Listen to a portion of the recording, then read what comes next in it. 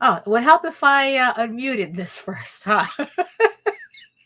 Oh my goodness, what a mess. The views and opinions expressed within the video content found on the Indie Comics Network are those of the speakers and do not necessarily reflect the views or positions of the Indie Comics Network or its sponsors. Much better, I would say.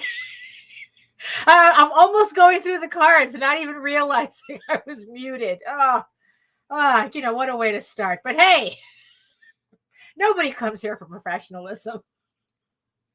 Warning! The following live broadcast may contain loud, obnoxious, shrill, and alarming noises that might be considered disturbing, if not outright uncomfortable to listen to. Yes, I know. Especially if you are wearing headphones. I share my office space with an African gray parrot and two parakeets, and I have no control over their behavior while I am live streaming, unlike my regular videos where I have the opportunity to edit them out as best as I can. As you can see, you can kind of hear him in the background already acting up. If you are sensitive to loud, surprising background noises, I recommend either not turning your volume up too loud or watching my edited pre-recorded videos instead. And I think I have around like 300 something videos, pre-recorded stuff. So not even counting all the live streams that add to it. So I got a lot of videos. I really do. Viewer discretion is advised. There we are. Okay. Welcome everybody. Welcome everybody to another episode of whatever this is. It's the Daphne Lage Art EGOWorks the live stream. I don't know. I gave a cooler name on it for Twitch. So when I titled did the Twitch schedule, so I got to remember what I wrote down over there. But this is I forgot to check my OBS from last time. Well, we're just gonna have to put up with it anyway. Because it seems like one of the images that I'm using on the OBS template, I guess, like glitches sometimes when it's rotating out. So, but like I said, if you see anything like flash really quickly on the screen, that's what's kind of going on. I'll remember to take a look at it after the show's done. But hello. So let's see who's in the chat today. Hello, Joseph. Hello, hey there. And of course, we have the one and only Jody. I don't know yet. I'm not sure yet. I make this stuff up as I go along. It's like I don't really plan too much when it comes to this. I think the only thing that I plan is trying to figure out what I'm going to be working on today. But that's pretty much it. Everything else is kind of like free flowing. So we'll see. We'll see. You know how it goes. I'm just getting myself together here. And yes, and everybody say hello to Nita in the background. She's guarding the velvet rope of the VIP room. So everybody behave yourselves. Or she will be giving everybody a firm pow on the butt as she mutes you or something. Whatever she feels like doing. So yes. So let's all be on our best behavior today. Okay, so let's see. Where is my... It's like this is why I keep telling myself I need to get a larger screen. It's like I need more real estate in front of me so that I can kind of organize my stuff better, so I'm not constantly trying to dig through tabs and windows to find everything. But before we get into that, hello, everyone. My name is Daphne Lage, and I'm a cartoonist, illustrator, and comic book artist from New York, which explains a lot. I have been self-publishing comics since 1992, and you know what that means. With a few exceptions, the characters on this program are weird and peculiar and not to be trusted. And I am known for the furry fantasy adventure Tall Tales, which, like I said, this I know I'm going to be working on today and showing off some Tall Tales stuff. But thank you, everybody who's been supporting the Tall Tales campaigns so far. And currently, I am known for my medieval fantasy soap opera drama, EGORAVEN, Heir of the First Unicorn, currently on Kickstarter right now as we speak. All the links are in the show notes below. Thank you so much to the 109 people who have supported the campaign so far. We have, I think, about 15 days left on the campaign. I would love to make it to 180 backers. But let's see what happens. You know, it's like a lot can happen in 15 days. So thank you so much to everybody who has supported so far.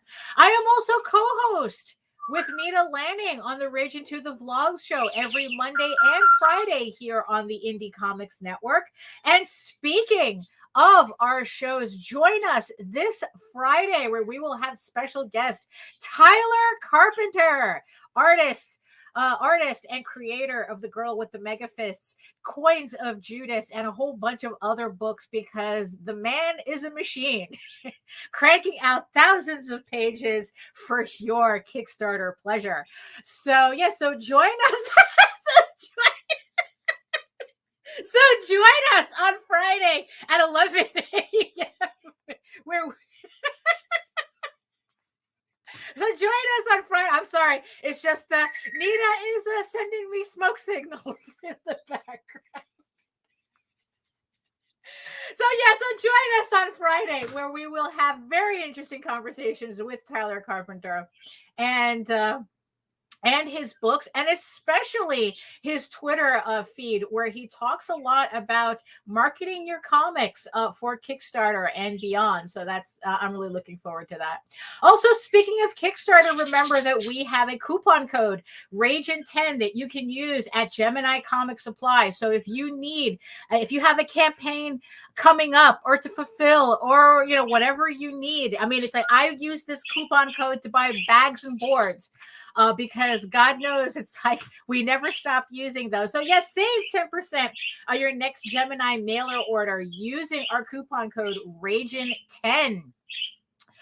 Yes, I mean that really does help. It really does save money. It's like I was surprised when I used it. I don't know why I was surprised when I used it, but I did. But like I said, I used it mostly for bags and boards. And last but not least, also remember, Tall Tales writer JD Calderon is also on Kickstarter as well with his book, The Oswald Chronicles, with Volume 3. We were just passing through the continuing adventures of Oswald, because JD is also the writer of Tall Tales. That's what I keep trying to say here. Yes, so go over to Kickstarter and also support his campaign as well for the Oswald Chronicles Volume 3. All the links are in the show notes, along with a whole bunch of other cool campaigns that are also on Kickstarter right now. We're talking about Limbo by J.D. Rosario, Nightwolf by Rob Multari, Sparkle Dog by our one and only Chad Perkins, and some other campaigns, other cool campaigns as well. I think Isaac Fox's Mistress Izumi's adult lessons is also live on Kickstarter as well. Look, even the bird is impressed. I mean, just a lot of stuff going on Kickstarter. So like I said, all the links in the show notes below for everybody to check out. Go find your new favorite comic. so there we go. So yes.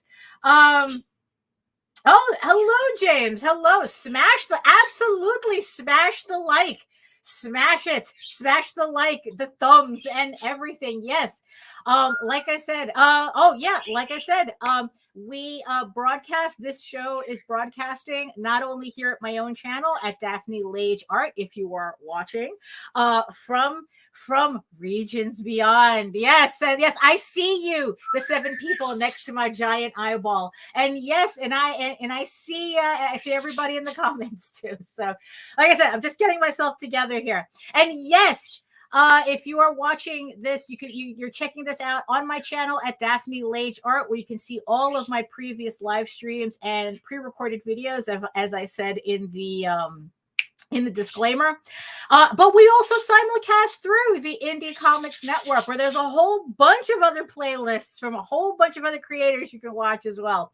So make sure you like, subscribe. Yes, smash that like, smash the thumbs up, smash the thumbs down, because the algorithm can't tell the difference between the two. Subscribe and hit the notification bell so you get notified whenever any of our shows go live. You know, so yeah, it's a lot going on today. A lot's been going on in general. It's like luckily I took a nap before I went, I set up for the stream, so at least I feel a little bit more clear-headed than I did when I started. It's kind of an overcast day, so not exactly an appropriate environment to wake up to, because it makes it hard to wake up. But I think we're okay. I think we're okay. So so just been really busy this week. I have been working on coloring Tall Tales, which we're going to be showing on the screen in a little bit. Just because I have EGORAVEN up on Kickstarter right now, EGORAVEN 6, doesn't mean that I can dilly-dally and not think about the next campaign. In fact, my brain is on the next several campaigns. If you joined us last week, I was working on some pages for a future campaign later on this year for a one-shot EGORAVEN special.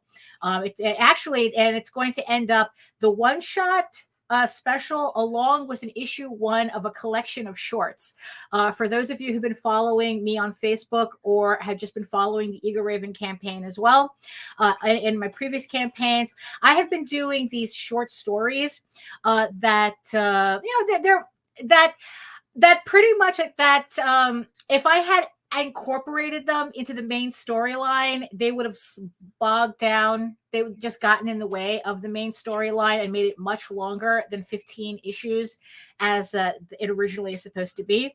So what I decided to do is to do these short stories as just kind of like individual vignettes. And I'm finally collecting them in a new series called Tales from the Outer Kingdoms. And the idea is to release these individual issues with these collected short stories until I get enough of them to make one full trade paperback. So the first one will be premiering later on this year with the EGORAVEN one-shot of the Unicorn's King Daughter, or as everyone on Facebook knows, Medieval Unicorn Viking Slut, coming to Kickstarter later on this year.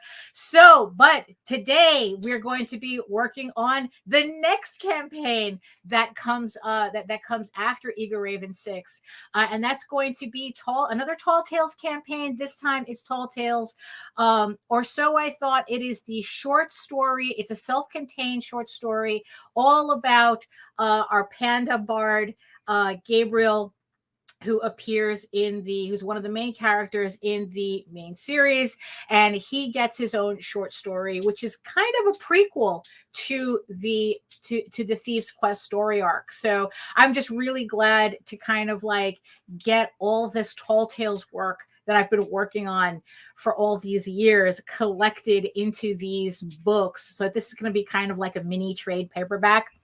And and not only that, but this is going to be the first full color Tall Tales book that we're printing, which hopefully will lead to more full color books.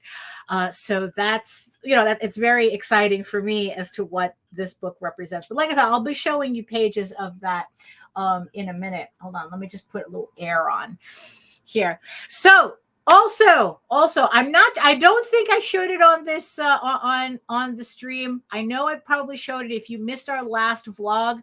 I showed this off, but I finally got the proofs back from the printer for EGORAVEN issue 6. So here it is.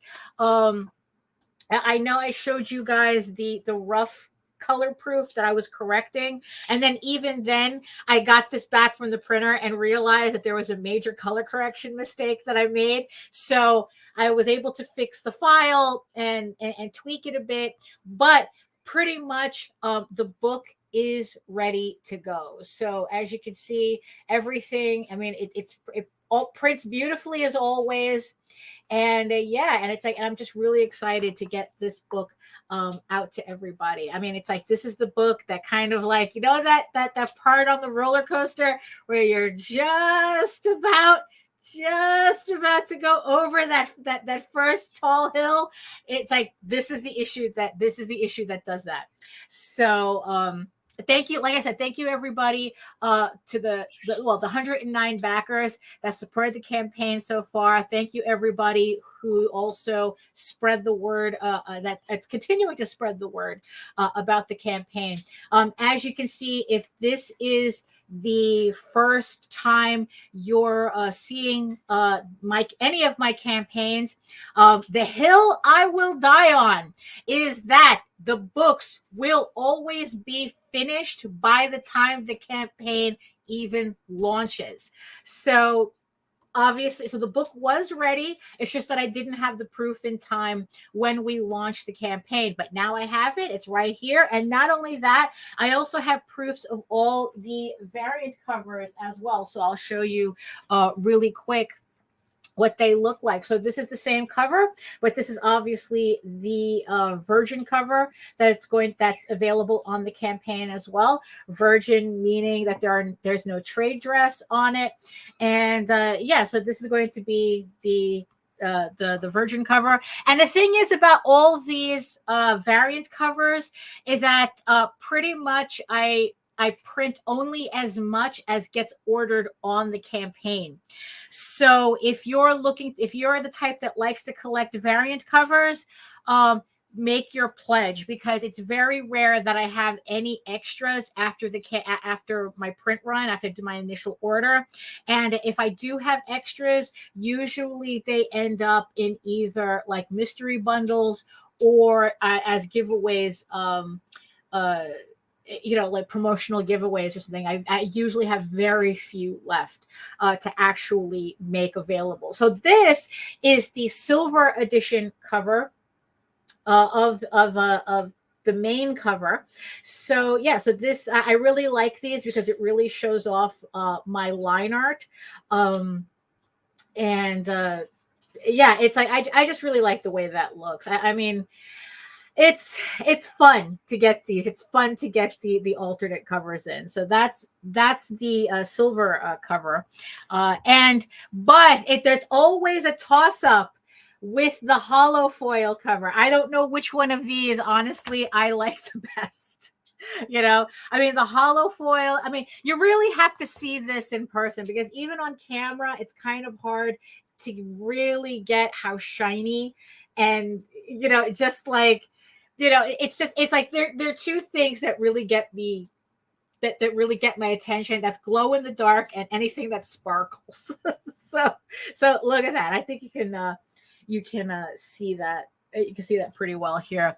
And again, if you like variant covers, these are the campaign exclusive covers that I'm going to be showing right now. So this is the Jaden Lanning variant cover that's available on the campaign. These pretty much I do not make extras of. These are exclusive to the campaign, and I really only print enough for the campaign itself. So if you really want this exclusive cover, you have to pledge on the campaign.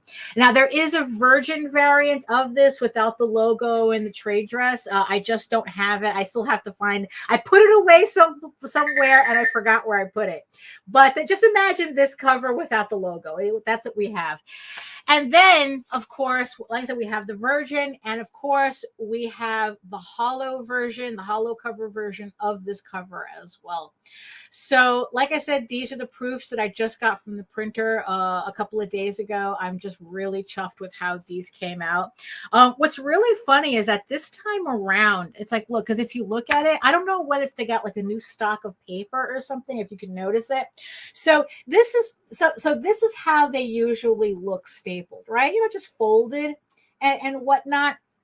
But the variant covers, for some reason, almost have like this. They're stapled, but they almost have like this perfect bound square spine on it. And it's like, and I thought that was like pretty neat. So I don't know if it was just a fluke of the proof, or whether there's something with the paper that they're trying to do that's just a little bit different. But it's even like the cover is even scored like a trade paperback. So it's actually pretty cool. It's like, because it looks and feels kind of like a trade paperback. And it only seems to be the case with the specialty colors covers, with the hollow and the silver. The other like I said, the other covers seem to be exactly the way a comic book looks like. So I thought that was pretty interesting. So we'll find out if that's going to be a thing or not, you know, because sometimes depending how the stock runs through the machine, maybe they're using a different binding for a reason. So okay, so let's see this. So Patrick, how to separate jacket cover, one that can be removed to have a clean art only cover with all the, okay, so I mean, you're talking about like the version covers, because usually what it is, I mean, although here's the thing, I have seen variant covers from other companies where they have both, where it's like you have the virgin cover and then you open it up and then the actual cover is underneath it, you know. So technically the book has two covers. I just prefer to keep everything separate, because I don't know, it's like, because it's like no one's going to tear off a cover, although technically I have done that when I was younger. It's like that. I remember that there was a Lady Death cover that I did that too. It was not a hollow foil, but it was like it had red. It was a red foil and it was die cut or something. And I actually yanked the cover off the body and like taped. Look, I was young. Okay. It's like, oh, the value. It's like that. And then I just taped it onto my wall. So yeah, it's, you know, so yeah. So, right. You know, so yeah, so so that's the thing. They're not, the covers are not really meant to be removable. Oh, hello, Efrain. Hello. Let's see. Well, I think so on our, you have the dust jacket. That is something that I'm thinking of doing for well, yeah. It's funny that you bring that up, because it's like that is something that I'm looking into doing when we do the House of Bob sketchbooks very later on this year. I think the first of the I'm looking to get like the first House of Bob sketchbooks on Kickstarter by December. And depending on what the printer can offer. I know what you're talking about, because I do have, unfortunately, I can't show it on this stream because, you know, YouTube, this is more the general audience's stream. I do have a collection, an art book collection by Satoshi Oroshihara, where the dust jacket is the regular cover, and then when you take off the dust jacket, you have the nude version underneath. So that's something that I'm looking into seeing if I can get done, but I'm not sure yet. Like I said, it depends on what the printers that I usually use. But yeah, that's if we're talking about something like that, that's I definitely have a pin in that idea. So yeah, so we'll keep an eye out for that. Yeah, so also it's like, you know, what else was going on? I was trying to fix my my office again. I was trying to fix my office again. It's like, I wish, like I said, it's like the screen, you know, I'm always look. I've been fussing with this office since. Hello, welcome. Oh, so did Vess send you over? Yeah, because I was just watching. I just caught a clip of Vess. Oh my God, her shit is so gorgeous. She's working on something right now. Oh, hello. Hello. Hey, is this am I being rated? Hello. You know? Yeah, so I mean it's like so I was checking something on Twitch before I was launching, and oh my God, she's doing this absolutely gorgeous elf guy, and it's just like, oh my God, I gotta save my money. Hey, hello. It's like, unfortunately, I'm still trying to get the hang of Twitch. So I know that there's something that you got to do. That's something that usually happens when there's a raid. And it's like, the only thing that I could do is a little pathetic white girl dance. So I'll do that. Okay, is that good? Okay, we're good.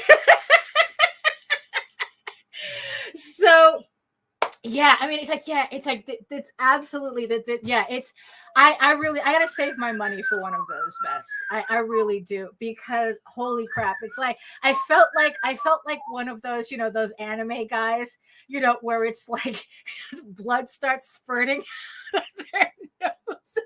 It's just like, oh my God. So yeah, I really gotta save my money for a commission from you. But yeah, so it's like, yeah, so if you are joining me from Twitch, welcome. And yeah, make sure that you check out Visenia's channel later, because like I said, the thing that she's working on right now is just absolutely incredible. So I've been kind of like fussing with my office since I had it rebuilt, essentially, because I had a flooding problem in this corner, destroyed so many books, it wasn't pretty. And just when you think that oh, if you could start an office from scratch, you can you can build it however you want. And all I can say is you can never build it however you want. Because like I said, I've been fussing with this since I rebuilt the office, and now it's like going, oh, I need a larger screen. I need a second screen. Like, I can't decide whether I need a larger screen or a second screen, but if I put a second screen, it's going to interfere with me being able to use this desk as a secondary art table. So it's just like, I'm sitting here trying to like, okay, how do I get more real estate on my screen? Right. Oh, thank you. It's like I hope I hope you enjoy what you see as I go along. We're just coming along the half-hour mark, and usually what I do is I babble for the first half hour, let everybody come in, and then I start my work. Oh, hello, welcome, Chris. Hello. And so yeah, that's usually how I do it. So as you can see on the screen down here, I have my Cintiq to the side ready to go. Actually, it's like I've been staring at my I'm in a house. This is an extension that my parents built that I pretty much turned into an office. It's kind of, it seems like a nice idea until it's either the summer or the winter, and it either turns into a greenhouse or a meat locker in here. So I'm very happy with this transition into spring right now, because at least the temperature in here is going to be at least tolerable until I start getting full sun through those windows. It's like, it's like we work with what we have, right? So also, speaking of Visenia, I just wanted to thank her again for the suggestion of the gloves, which we will be using today. But unfortunately, my Cintiq, yes, that's exactly that's exactly how it feels in here. Unfortunately, I think that there either might be something wrong with my Cintiq, which I hope not, or there's something glitchy with the new Photoshop update that happened a couple of weeks ago, because they did the new update and Photoshop hasn't been working right since. So I've tried everything, and so it's like that, like even the like I can get the touch screen to work, but Photoshop is not responsive the way it should be. So you know what, but at least the glove is a lot more comfortable. I was using before a compression glove. This is for arthritis. Actually, this is for arthritis, and I thought it was the same thing. I had no idea that these gloves, that the purpose of these gloves was to not activate the touch screen before you needed it. So I had no idea. I was today years old type of thing. So, and also what I like better is that it's not a compression glove. My hand doesn't get as tired as with using the other one. There's always a trade-off. I'm always afraid of like carpal tunnel and things like that. So I use the other glove, but this one is just a lot more comfortable and it slides really nicely on the screen. So thank you.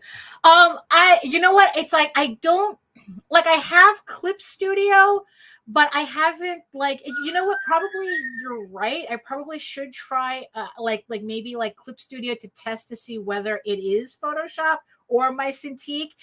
I mean, either way though, even if it is the Cintiq, unfortunately, I am just not in the mental state right now to spend $3,000 on a new Wacom. Because it's like, because in the end, I know that there's like all these alternatives like Huion and all that, or X Pen, and it's like I'm too much of a brand whore. So if I needed to replace this Cintiq, I need to replace it with another Wacom.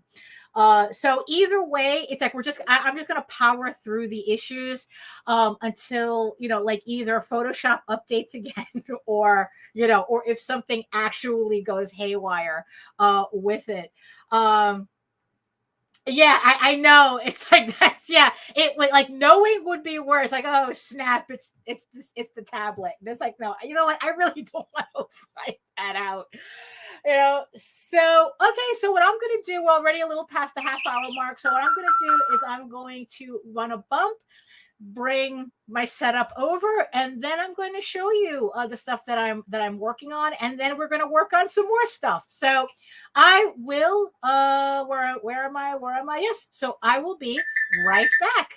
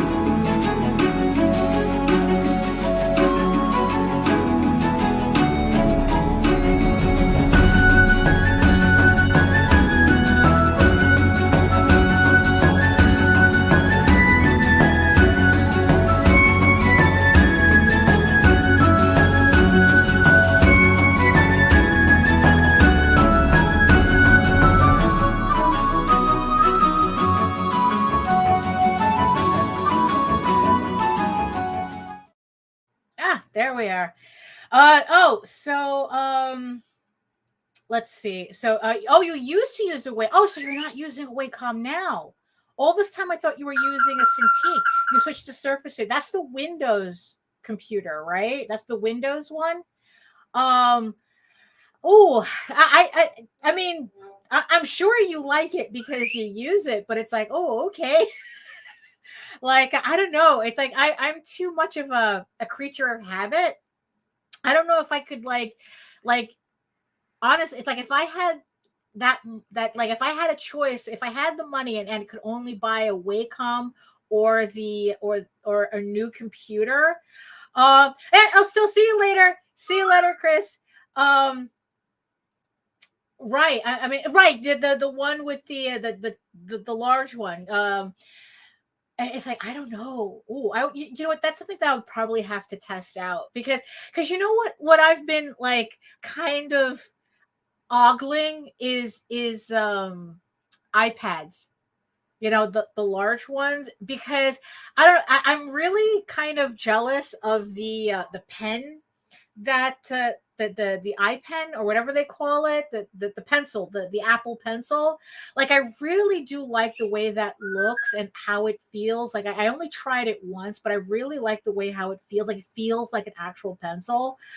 But again, it's kind of like I don't know whether it's just, you know, it's like I'm just you know, it's like I'm just being tech greedy or something, where it's like I know it's not the tool, it's the artist. Oh, you tried it out? Oh yeah, because I have a Microsoft store in the city. It's like a couple of stops away on the train, so it's like I guess like one day I should go try it out, just so at least I have that option in the back of my head, you know, because it's like, yeah, it's because like, yeah, if I had the money, because it's like I would get the large Cintiq, but if a Windows computer can probably do it for, and I'm pretty sure it's probably less expensive, not by much, but less expensive. Yeah, probably I'll try it out. I'll try it out.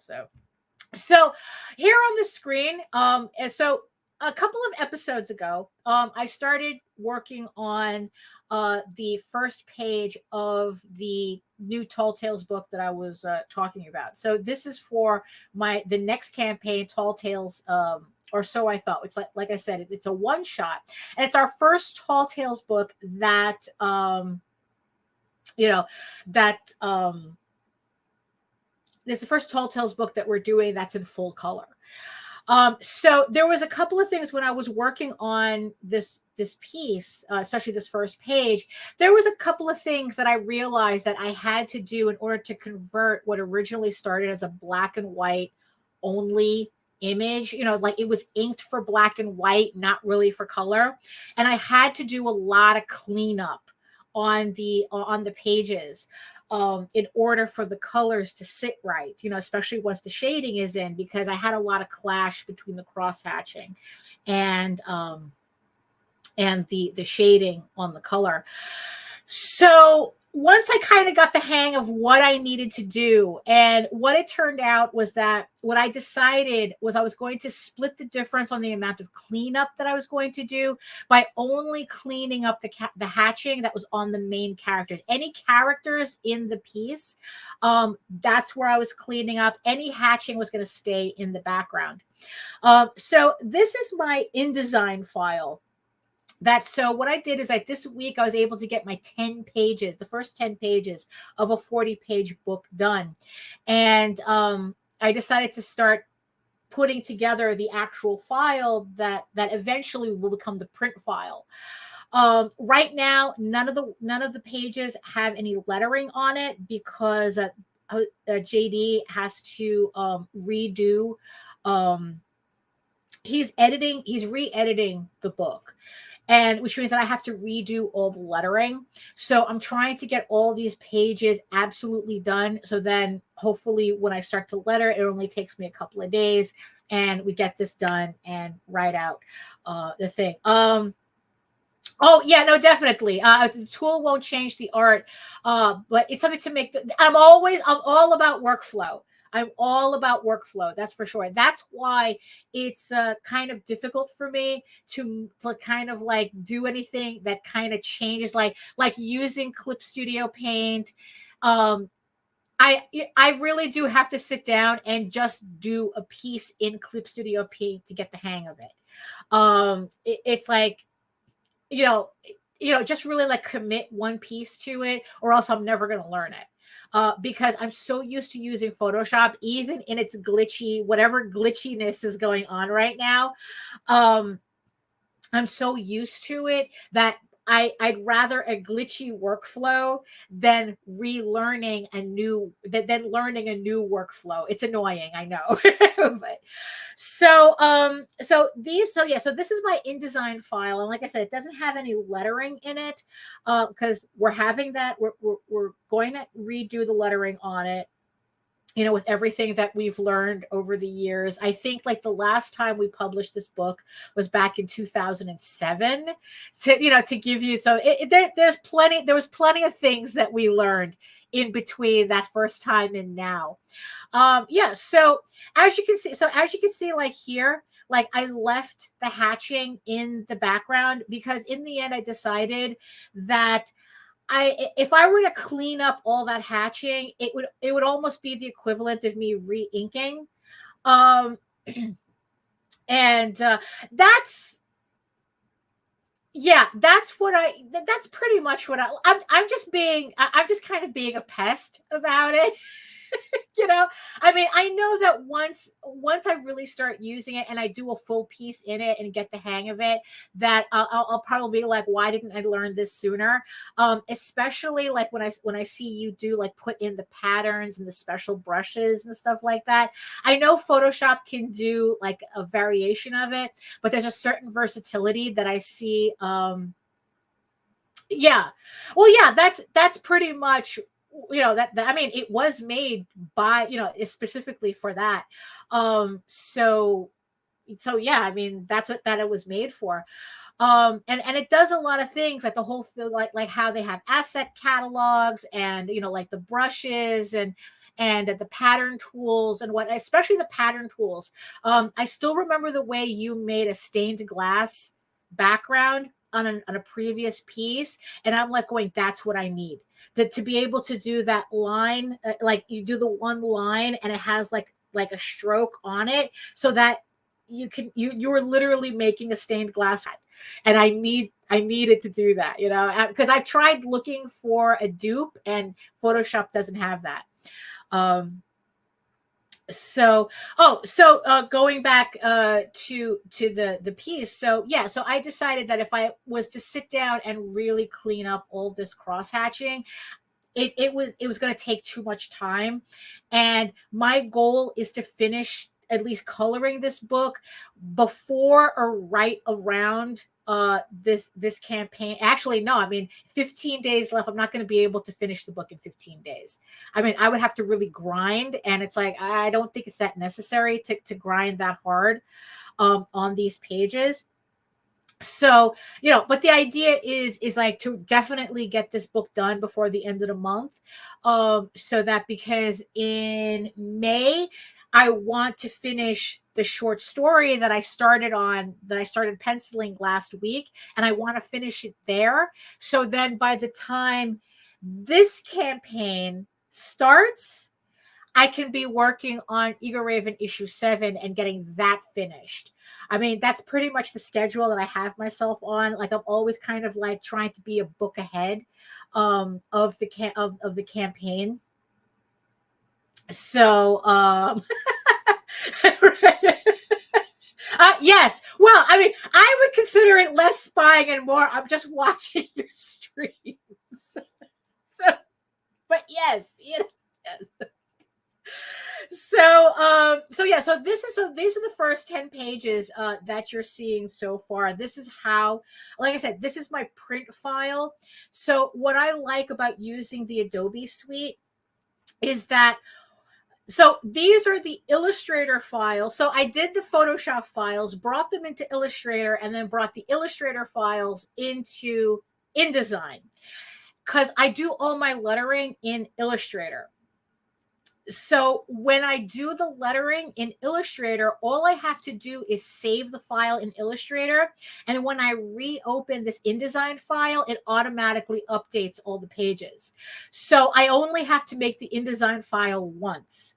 And then whatever multitude of changes I do in the Illustrator with the lettering or the coloring, because that's the thing. If I, for some reason, update the coloring in Photoshop, it automatically updates in Illustrator. So it's like, so I have all my files done. You see, that's the workflow, right? So, and then when I do the lettering, InDesign will automatically update those pages. So I figure I might as well, now that I have 10 pages, I can start, I can start just putting together everything so that future me doesn't have to scramble. So yeah, so what I did is I just cleaned up any cross hatching that were on the characters themselves. Anything in the background, unless it looked a little too weird, I pretty much left alone. You know, like you can see here, I just left that hatching there. I wasn't going to clean everything. Yeah, I know. That's another thing that everyone keeps like between. Yeah, it's like because Allison was like telling me, it's like, why do you have all these programs? You could just use Clip Studio Paint. It even animates for you, you know? So it's like I said, I'm just being a pest with the transition. I'm just being a pest. So yeah, so luckily as I was seeing these pages, as I was working on these pages, I guess when I originally made them, I couldn't keep the commitment with the hatching on the characters. So there's literally pages where I didn't have to do anything, which was good.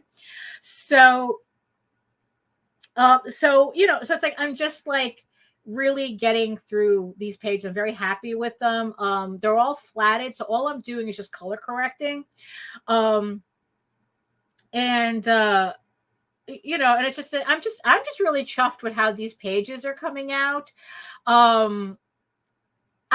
It's like, you know, it's like doing the covers for Tall Tales. Like, okay, I've seen the characters in color, you know, because it's the cover, you know, I don't really think about it. But seeing the interiors in color is a little bit different. And I'm feeling kind of in a way about it. Like I'm really, really liking what I'm seeing. You know, I especially like the way these two pages came out so far. And what's really funny is that for some reason because it's like the flatting, because I usually send my pages out to get flatted, so it's another person who does the flatting, and they're not doing accurate flatting. They're just putting in the colors, the flat colors for me, and then I change them later. Because if you wanted accurate flatting, that's a little bit extra money. And it's like, okay, look, my budget is small enough as is. Let me just stick with what I can do. But for some reason on the Tall Tales pages, what I'm finding is that the choices that they were making for flatting has been working really well for me. And I've had to do less tweaking than like I usually do for the EGORAVEN pages. So this process has been a little bit smoother than I usually that I'm used to. So like I said, I'm very, very happy with how these pages are coming out. And like I said, so this is the last this is the 10th page. So yeah, so as you can see, as let me just show you what it looks like here. So I have the entire book. Oh, you can't, hold on.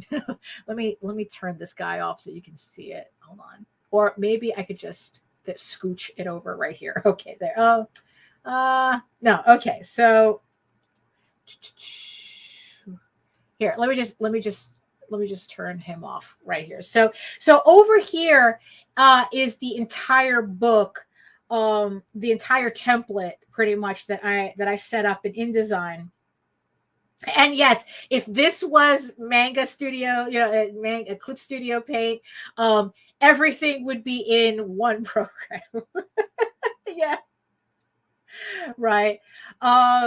It's like, you know, it's like don't worry, Vest. Don't worry, Vest. All fine wine. No fine wine before it's time. You know, you're just as busy as the rest of us, and it's like, you know, we don't want to. It's like, you know, it would be fun, you know, but you know, we're all good. We're all good. Don't feel like you're being pressured for anything. So yeah, you're doing really well on Twitch. You know, we talk about you. Me and Nita talk about you all the time as much as we can on the show. We talk about your books. Oh, and yes, and just so everybody knows. Everybody knows, if you support EGORAVEN, Heir of the First Unicorn, issue 6 links in the show notes below. We unlocked at the 100th backer, which we've unlocked because we're at 109 backers. I have a special PDF bundle. It's almost like 20 books, PDF books. I talked to all my friends, including Vess, to allow me to put their first issues in this bundle so that everybody who supports the campaign can get this special indie comics bundle where you can try out all these different books from all these different artists. And Vess's book, Celestial Pulse, is in this bundle. So if you want to check out Vess's book, it's in the bundle. All you have to do is support the campaign at either a physical or digital level. Everybody who backs the campaign gets this bundle. So like I said, it's almost 20 PDFs in this bundle. And there's a lot of great books in there. So, and so thank you so much, Vess, for being a part of that project. No, I am not. I am not Nina's mom, but I did stay at a Holiday Inn Express. So this is right. So these are the 10 pages that I've gotten done so far. So today, instead of doing thank you, Vess. So instead of doing more pages, I literally forgot, because it's like, I'm gonna be lame like this. I literally forgot. I never did the cover. Like I inked the cover. So let me just close this. So okay. So yes. Yeah. We'll save that. So I've completely forgot that I still had to do the cover. So this is the new cover for the book. Now, just to give you a basis of comparison, this is the original cover that I printed back in 2007 when we did the original version. I don't think I have one printed here. A printed version here. I don't. But this is what the original cover looked like. So let me just take off the text here. So this is what the cover originally looked like. Now, my intention at the time was to do a brand new cover, until I realized what the cover really needed was not it's like, I forgot. Well, technically I forgot that I had to finish it. So like I said, this is the original cover, and I was going to redo the piece. I was going to do a brand new piece, but I decided that it's like, you know what? The piece itself is not that bad. Like, why reinvent the wheel, right? But what I can do is I can kind of spruce it up a bit. So what I did was, this is the spruced up version. As you can see, I really beefed up the inks, and I added the background. Let me see if I could put the two of these side by side so you can see it. So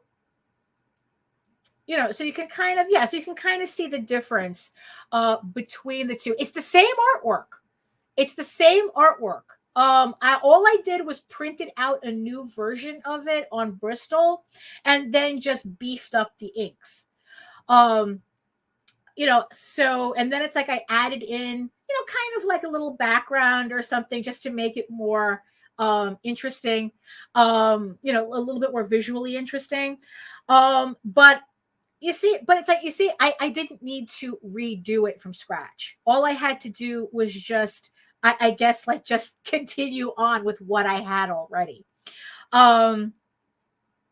So as you can see also, so that's the difference between the two. Let me put this, can I put this back? Okay, yeah, put that back. Put that back. So this is what it looks like when I get it back from the flatters. So like I said, I don't, that's the story, my friend. That is the story. So you know. So yeah, so that's yeah, we get to find out in the story how he ends up with the sword. Um, so when I send it to the flatter, so so before anything else, right? So this is what it looks like, right? So this is the inks that I did. And because I, like I have so much else, other things to do. And honestly, I hate flatting. I really dislike it. I don't know why. It's the most tedious thing. I can shade all day. That's no big deal. But, but actual flatting and tracing out the shapes, I can't stand it. And that was why it ended up the first thing that, it was the first thing when I was able to outsource something, flatting was the first thing that I outsourced. So this is what it looks like. So if I shut off the inks, this is what proper flatting looks like.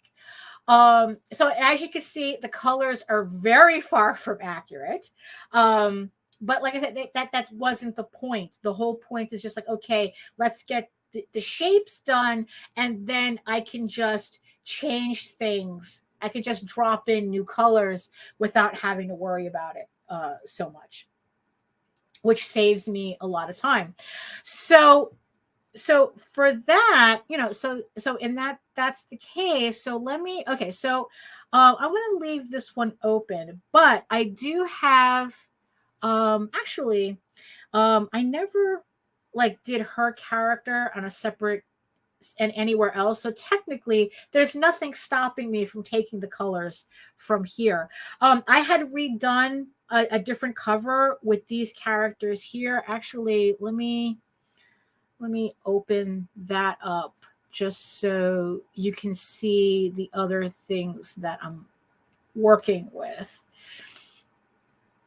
So this is one. Okay. Yeah. So there we go. So this is a cover when I was thinking of redoing it. So this piece is going to eventually end up a postcard on the next campaign. What I originally had wanted to do was to take this image and incorporate these, kind of like the back, and then combine it with these two covers somehow. Before I figured, you know what, I could might as well just re-ink this and it'll come out better. But I'm going to be still using this cover on the campaign. So like I said, it's going to be an art print. So because it just came out really nice. It's based on a John Buscema cover from Conan. I've been really studying those types of covers, especially, the Conan covers, and just playing around with it. And it's like, what makes those covers kind of tick, and how I could incorporate it into my own work. So this is based on one of those Conan covers. I really like the way it came out, and it's just like trying to get like a particular vibe.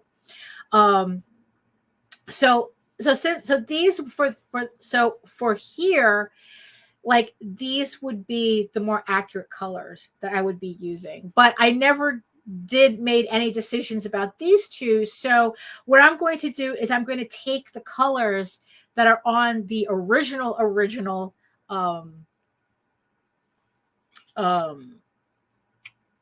cover. How many times can I say cover on this? And so like right here, so what I'm going to do is I'm going to make sure I'm on my flats layer, and I'm just going to drop in that color right there. So I'm just going to switch up, just what, like the color that, oh, no, that's not where I wanted it. It's right there. And then, so this is kind of like the point. Now, as you can see, though, depending on, because sometimes she has assistants that help her with the, I'm pretty sure the main person that I sent this to did this because the lines, the shapes are very clean, which allows me to fill in properly. Oh, no, I don't want that. But there's some tweaking that I have to do. So let me just show you like here what is that? What is that? Oh, okay. Oh, that's his cape. All right. So in this case, all right. So if we go like now this character has the colors from the previous, but there's just certain things that I just want to like tweak a little bit. So what I'm going to do is I'm just going to take I'm going to take that gray and I'm going to kind of like do that. But here I'm going to make that white so that her eye stands out more. So here, and then over here, because this is wrong, this is supposed to be white. But what I'm going to do first is I'm going to use that so that I can fill in this shape properly. And then I'm going to go back in with white and just do that. So, yeah. So when flatting is done properly, it doesn't take me that well. I mean, it still takes a little decision making, you know, but not as much as if I had to sit here and trace out the yeah, because I don't know, it's just tracing out these shapes. It's just like I don't know why it's obnoxious, why I find that obnoxious. um so yeah, so look, so right already it's like, so technically I got the right colors in. So let me see here. Yeah, oh, so this green, okay, I knew it looked a little too pale, right? So I'm going to go in. Yes, the bucket tool. Yeah. It's like I'm running everything through keyboard key, the shortcuts, so I don't have to go back and forth, although that's kind of part of the glitch too. So yeah, so because these are all the same color, she filled it in the same color, so I still have to trace it out, but not as, I guess, detailed if I had to do it from scratch. And then yeah, so then I just convert it to the bucket tool, and then just do that, and then just like over here, I could just like, and then I got the color that I want. Yes, and I know that yeah, and that's the thing too. That's the funny thing, because Clip Studio Paint, like, okay, obviously most of the tools are pretty much the same, but it's like, oh, the layout. It's like, oh, everything's in different places, and there's like you know what it is? It's I guess what it is, like, there's so many options available on Clip Studio Paint. I kind of like get overloaded looking at the interface.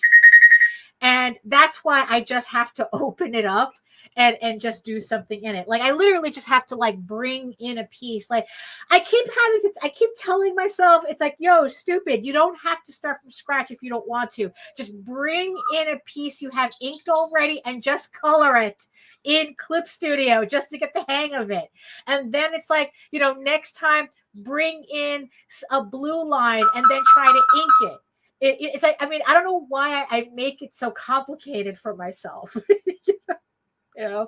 So, okay, so with this one, so we're going to, okay, let me turn off that. And then I'm just going to, so you see, sometimes if she flats things the same color, I end up with that. So that's why I usually have to go in and fix it. So, here I know it's going to be white. So I'm just going to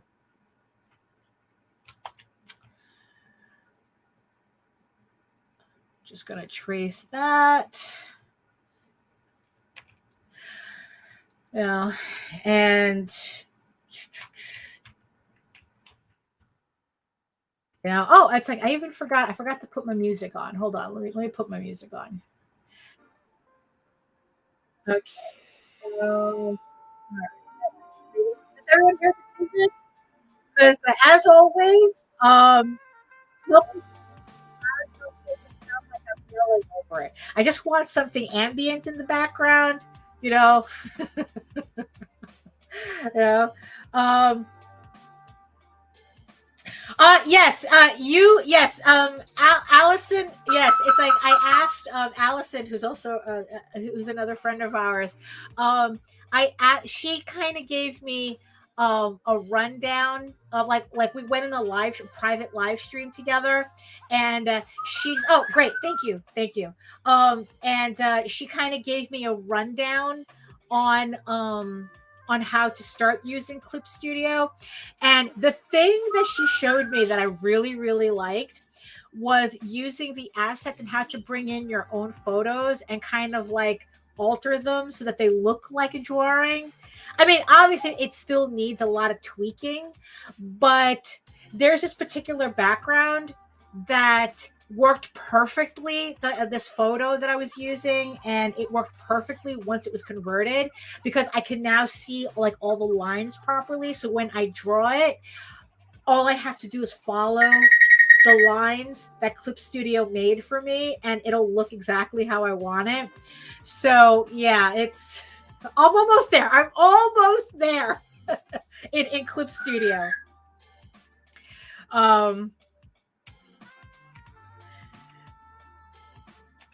Yeah, so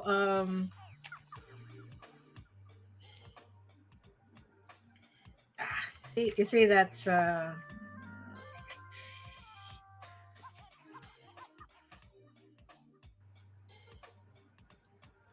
so okay. Actually, no, it's this one. Yeah, I mean, it's like sometimes it really amazes me. It's like, I can't believe that I was so enamored with this coloring that I was doing. It's like, what a mess. This is such a mess of a coloring job. And I thought I was being so hyped with it. You know, it is so nonsensical and busy, you know, and it's just like, you know, I'm just, I'm very glad that like the new style of coloring that I'm using now, it's like which is this. It's just, I mean, look at how much nicer, you know, much more kind of like organized that coloring is, you know, as opposed to this. You know, but you see, this is what happens when because I understand why I ended up, you know, doing this. This is what happens when you try to study anime cell shading and you don't understand what you're looking at. Because like I said, I mentioned Urushihara, Satoshi Urushihara, right? And I remember spending so much time trying to imitate his style and in the end not understanding what I was looking at, you know, and ended up with this. And I thought that, you know, you know, but um but then it's like when I started like really learning how to color properly, when I was getting the first issue of EGORAVEN done, it just I was just like, now I'm getting it. Like it's all coming together now. It's like I'm a late bloomer type. you know you know yeah, it's true. It's like I'm a lot more comfortable coloring now than I was back then, because this type of coloring, it would take me like a week or so to do this type of coloring, because it was like all these different layers, and if I needed to make a change, I had to change the entire layer. I couldn't just change like the color underneath it. That was the game changer for me. Multiply layer.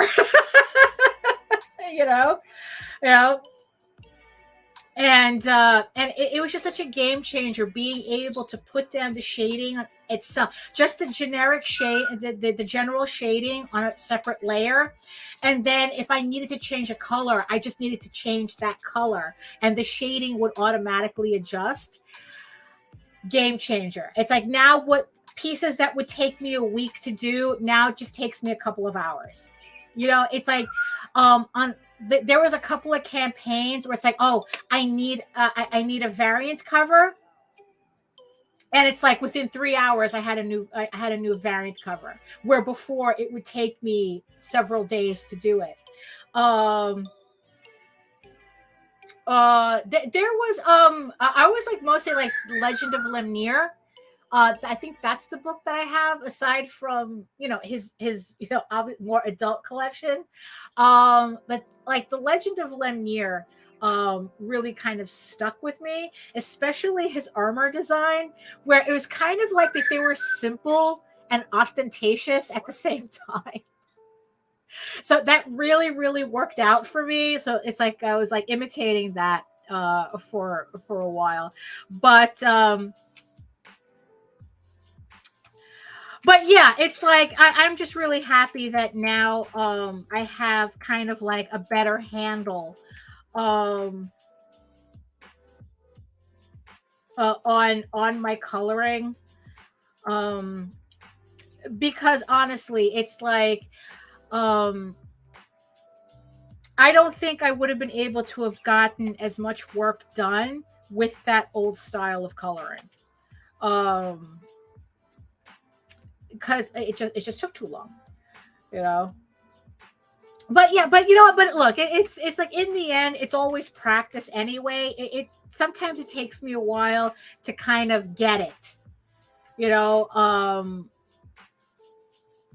But when I do, it's like, okay, all right, we're good. You know, it's like I said, the whole multiply layer was a game changer. um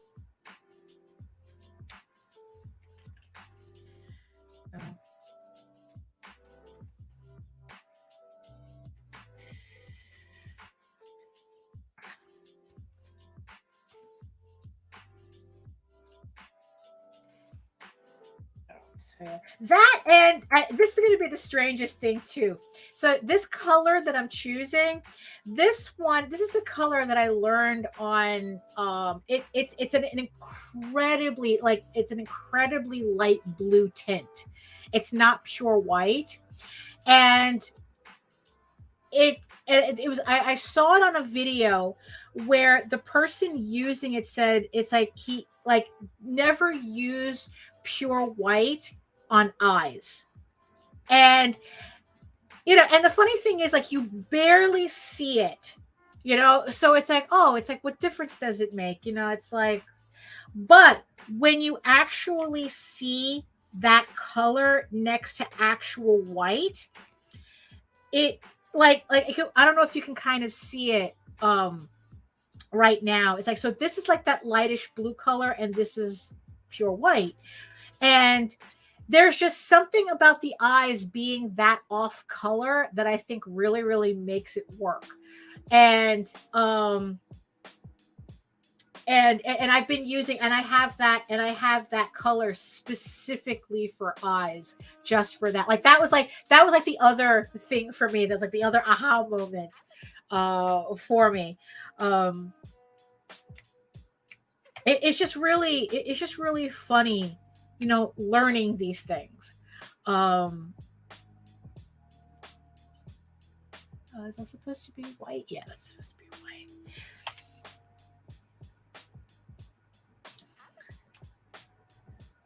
Uh,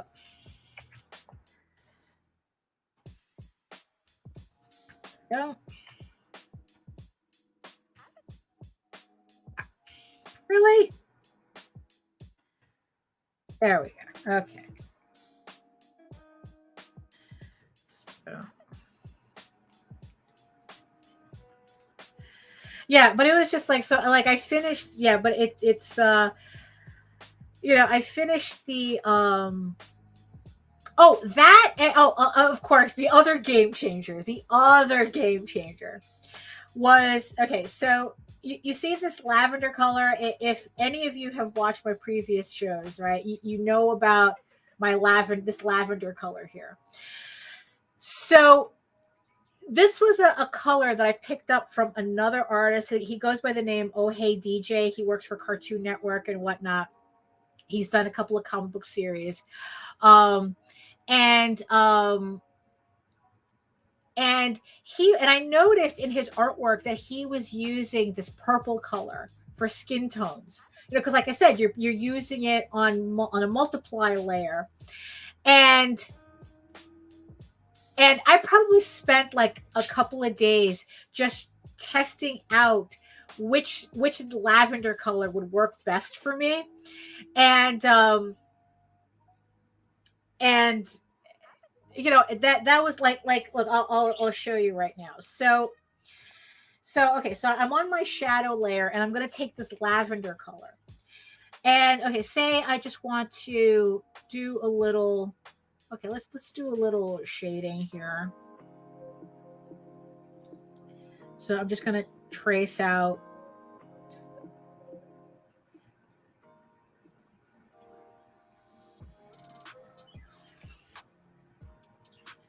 Okay, so all right, say I want to, okay, so let me clean that up. So here I am tracing out this area that I'm going to put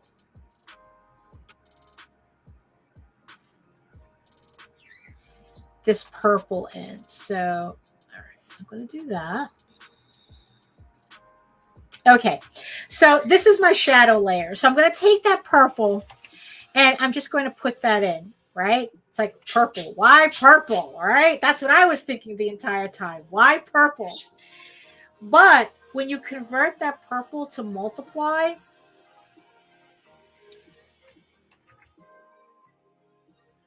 right, with the color here, I guess with that base color that I have underneath it, I guess you don't notice it as much, but especially when you're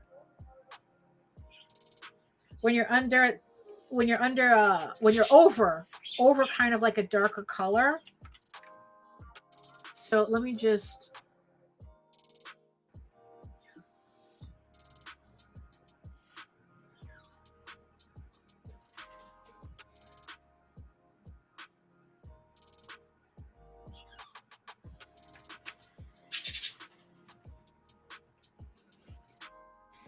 right? So no matter what color I put under that purple, so it's like, so yeah, so it gives your color kind of like this purple tint, right? But I don't know. It's like when I saw it on my own work, I'm like going, this is it. This is the color that I have to use.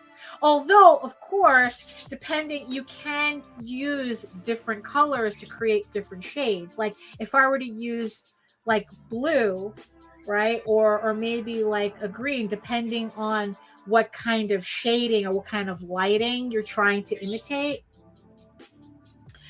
You know, so like if we go here, everything, all my shading is that purple tint, you know, and I don't know, I think that it just like kind of like adds a warmth to the piece. And yeah, and it's like, and again, it's like if I wanted to change the color underneath it, I'll change the color underneath it, and then, you know, it adjusts, you know. It's like, but again, you still have that purple tint, but of course, because like for the grass, well, for the highlights, I tend to use yellow instead of white, and then when I change the layer, and I think that to luminosity, it turns like this really nice light color. But there's just something about that purple. Now, the caveat is that the purple doesn't quite work with everything. If you notice in this background here, this stone, I ended up using like an actual gray color instead of the purple, because it just, I don't know, it just didn't look right. And that's the thing. It's like using these shades does require some experimentation to and usually what I do too is I do like a layer when I do the shading. I do this green layer so I could just see the shading in and of itself.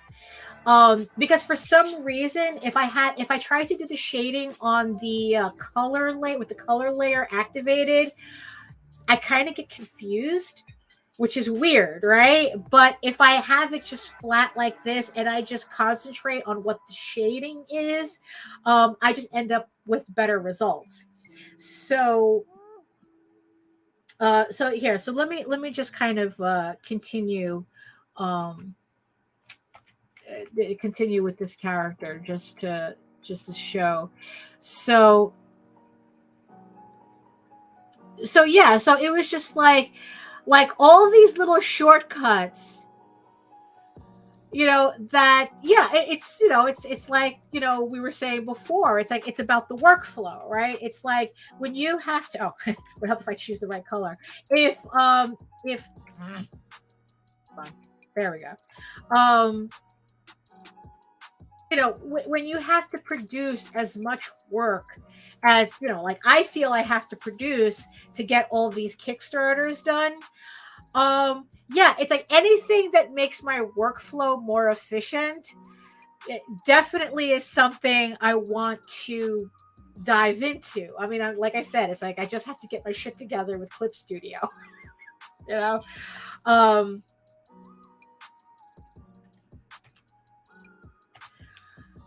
So this is kind of how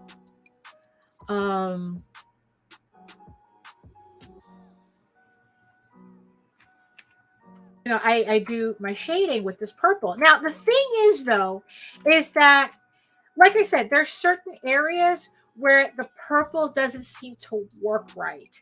And that's the funny, because it depends, because here on this particular piece, I used the purple for his fur right here. And to me, it looks fine.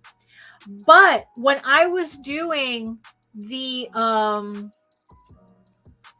when I was working on this first page, right? When I was working on this first page, I was originally using the purple, but here it didn't look right. So like, let me see if I could show you. So here, like, I have a gray. So originally it was supposed to look like that, but I wasn't feeling it. I really wasn't feeling it. So I ended up going back to this gray color. But for some reason on this cover, I much preferred it. I don't know. Maybe there's a certain tone that it works with. Like, it kind of meshes with the colors on this cover better than it did on this page. So, but the fact that I could just drop in another color and adjust it without having to redo the entire layer, brilliant. Absolutely brilliant. So that's kind of like, I'm probably going to have to think about here. It's like, is this with this cover, when I do the rest, when I fill in everything, will the gray look better or will the purple look better?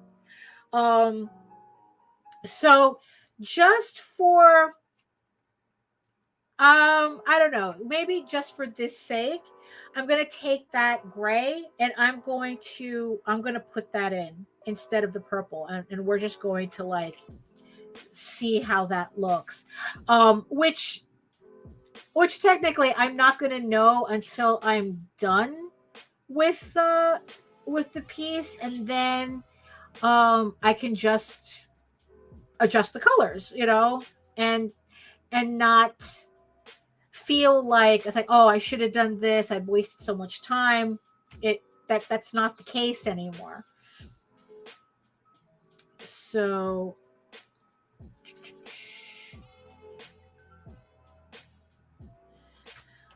let's see. So that's kind of how this, let me just trim this a bit.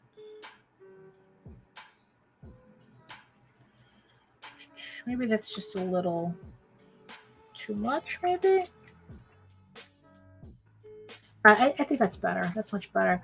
I mean, and this is also the funny thing too. It's like, I literally have this screen in front of me. I'm looking at the Cintiq right here, but I get a better sense of what I'm doing on the actual screen itself, like on the monitor. Which I always found that funny.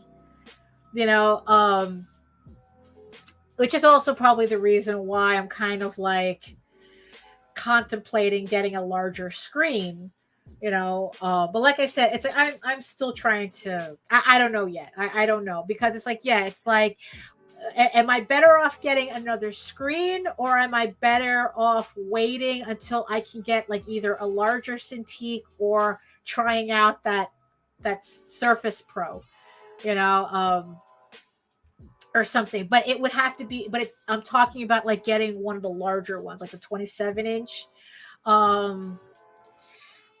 Because right now I'm working on a Wacom Cintiq 16 Pro. So it's the screen is 16 inches diagonally. And okay, so let me finish transferring over her colors while before I get too deep. So let's see.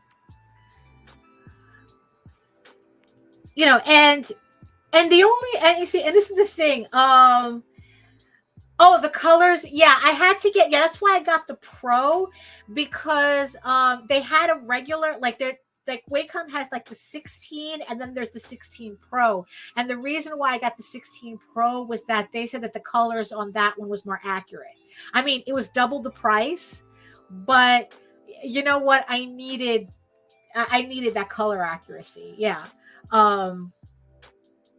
But the reason I got the 16 Pro was because at that moment I got cheap.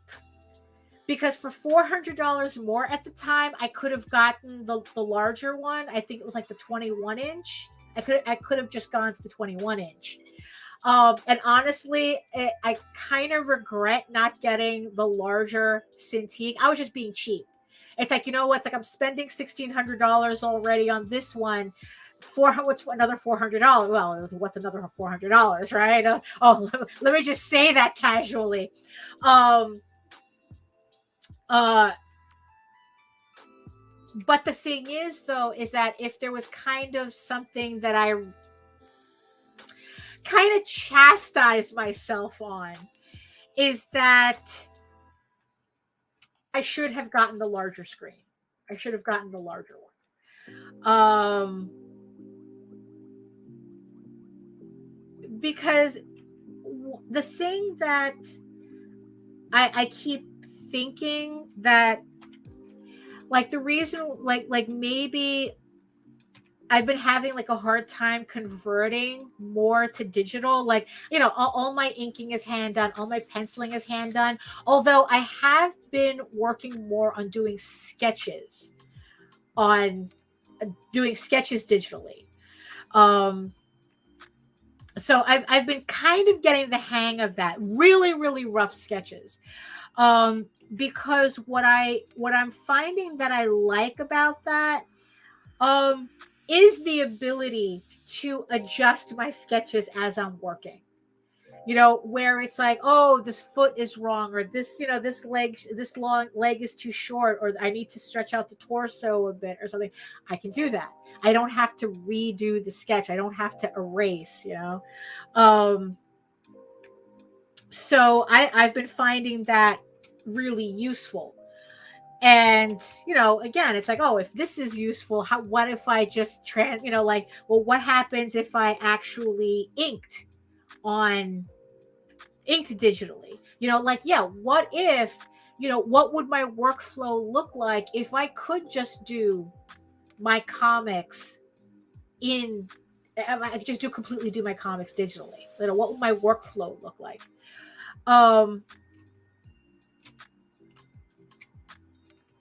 But I don't know. I'm not sure if the size of my monitor is an issue, because every time I try to ink, like I said, penciling doesn't seem to be an issue. But when I try to ink, the inking never comes out the way I want it. It always feels like the lines are too thin. It ends up, it's like it doesn't look as finished as I would like. And mind you, I don't think I have that complicated of an inking style.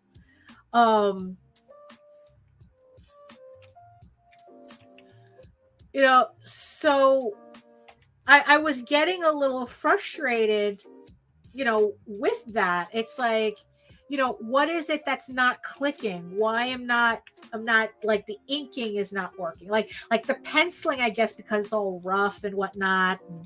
And then what I do is that I print out the sketches once it's done, and then I light box it. So in the end, I always end up doing the piece by hand anyway. But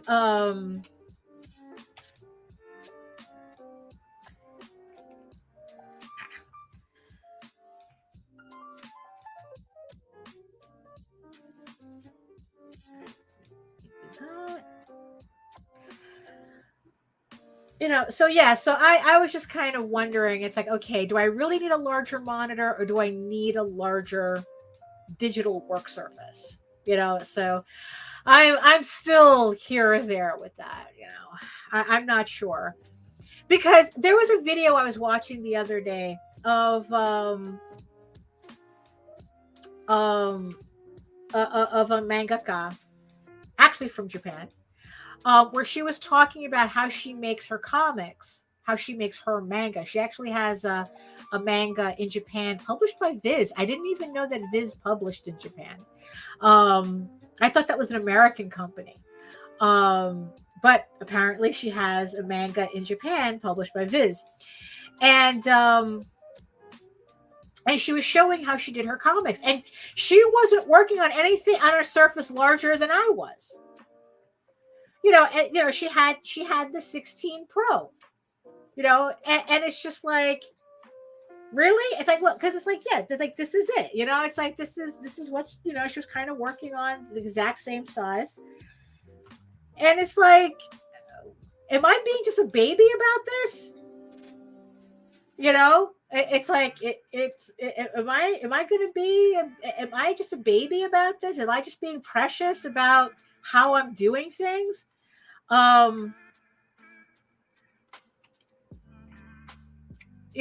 It's so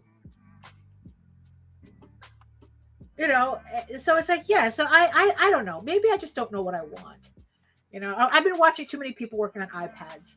That's what it is. And I'm just, maybe I'm just feeling salty about it. I don't know. How it's like, we always want things we don't have, type of thing. It's like, I don't know.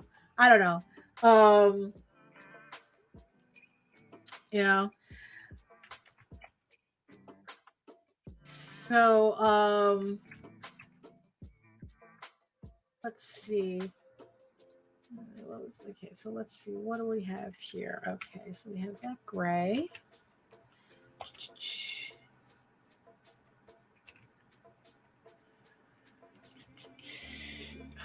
white.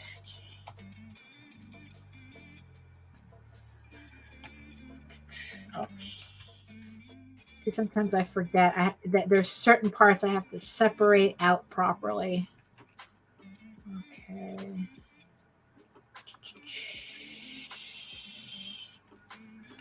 Okay, we're going to take that.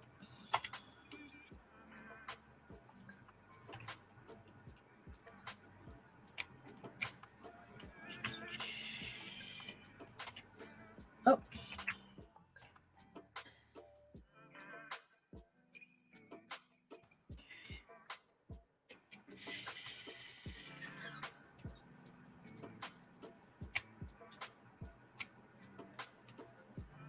Well,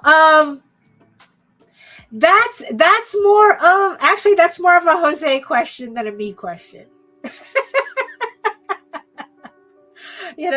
That's yeah. I really couldn't answer that. That's the thing with Tall Tales.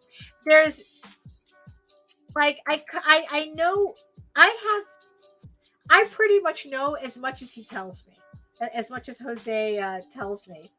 And he's told me time and time again, and he's mentioned it, that he has it all. It's like that scene in Amadeus. It's all here. It's all here. It's like he has everything worked out. Everything is up here.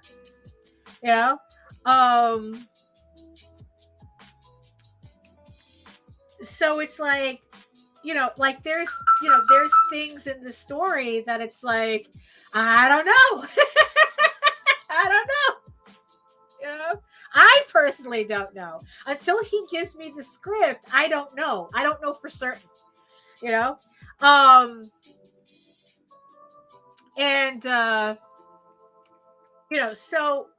the time, and the thing is though, it's like, he's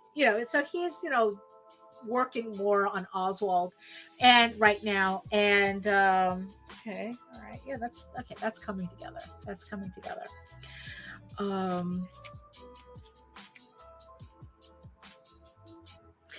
And he's working on Oswald, so that's his main priority right now. Because I still have 2 more issues to finish on. I have 2 more issues to finish on the next story arc, which is Tears of the Mother, which is running on the website right now. That's the story arc that's updating. And especially for next year, my goal is to finish that story arc. Because it's like, we're going to be reprinting the collected trade of the first 4 issues of the Tears of the Mother story arc. And then we're going to release the individual issues, to finish off. So 6, 7, yeah, so 6, 7, and 8. So 6 is complete. I just have to letter it. And then there's issue 7 and 8 that I actually have to work on. So that's on the docket for next year. So once that story arc is finished, then Jose said that he will write and give me what he says is going to be a 12 issue miniseries for the final story arc. I don't even know, hold on. I think I froze. Did I freeze? Oh, okay. I think I froze for a second, but yeah, I think we're good. I don't even know what the actual title of the final story arc is.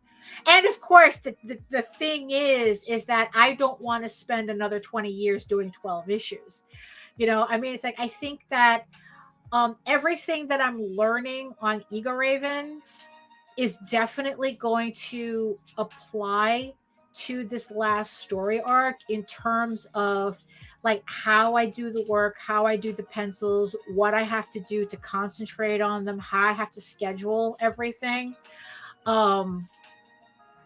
And get those out. Honestly, it's like, let's see, EGORAVEN is 15 issues. I started publishing it in 2021. We're already in 2023 and we're already on issue 6. So so what, in another 3 years I should have the rest of it. I should have, if I continue, then it's like I should have pretty much, I should be finishing issue 15 in about 3 years. If not sooner, considering that the Kickstarters take longer, scheduling a Kickstarter takes longer than actually doing the actual pages.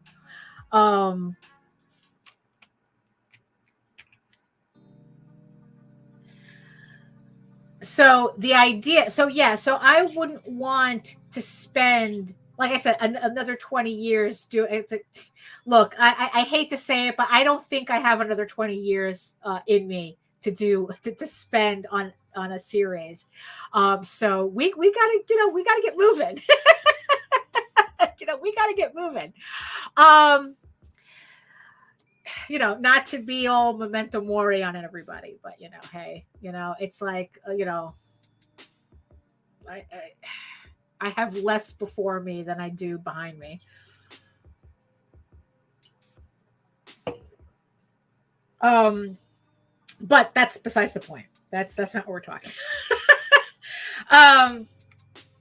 So the last story arc Um, he's probably definitely going to be working on it next year, as I'm working on the Tall Tale story arc now, the Tears of the Mother. And then we'll see what ends up on the paper. We'll see what ends up on the page, you know? Well, that is my plan. That is my plan. You know, plenty of artists have, I mean, Gil Evergren literally, he was a pinup artist during the 50s. And he literally died painting. He had an unfinished painting next to his bed. You know, oh, absolutely, absolutely, yes. You know, but you know, there's still there. You know, it's like, look, it's like I have plenty of time now. You know, it's like, but it doesn't mean we get to rest on our laurels. You know. So but you know, so that's kind of like the whole point is that that's kind of the schedule that we have. Next year is when we're going to see Jose working on the last story arc for Tall Tales, as I'm finishing up this story arc for Tall Tales, right? And then of course in between all that is all the EGORAVEN stuff I have to finish. So you know, so you know, and so it goes, right? So the point is that I technically cannot answer your question until I get the script. You know? You know?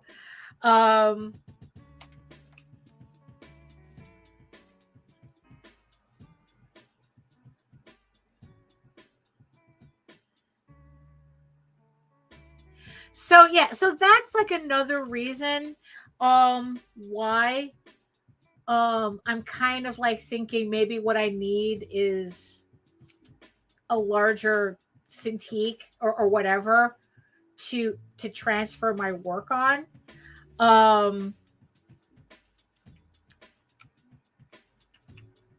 Because yeah, it's like, you know, how could I improve my workflow?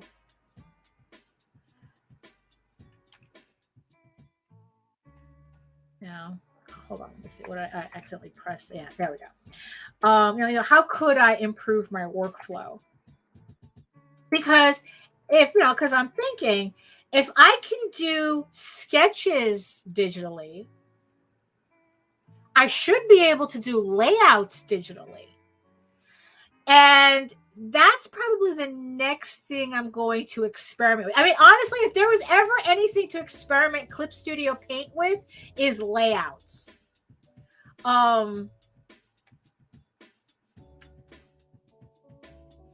Because I, you know, because it's like, yeah, it's like, okay, so because I don't have to be precise with anything, I can adjust as I go along. You know, sounds like it has a lot of potential, that I could save a lot of time. I don't know. I would have to just, like I said, it's like, I'm probably being a little too precious. That's probably my issue.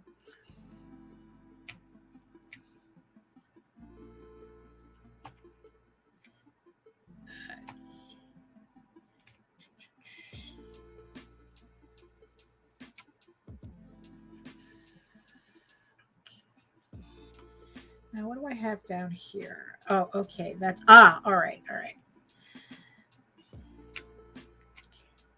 All right.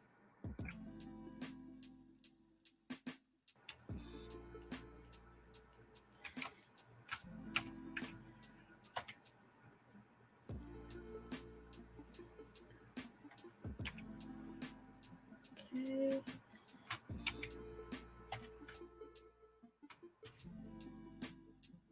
All right. Okay, so these, all right, so I think that's it for those two characters from the original.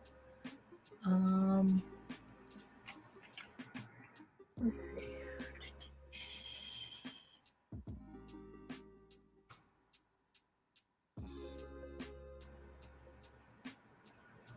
Oh, did I, hold on. Oh, well, what do you know? Okay, so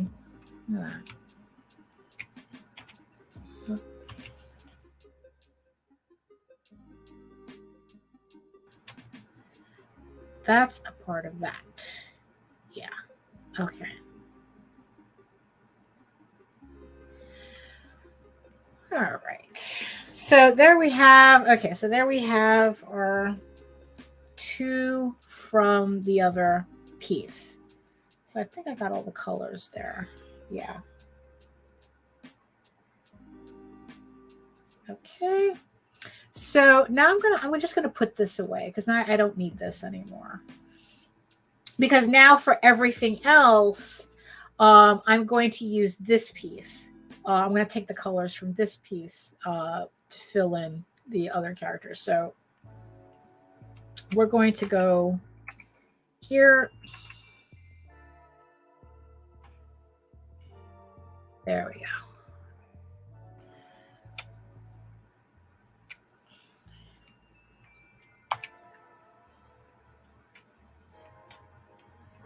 Okay.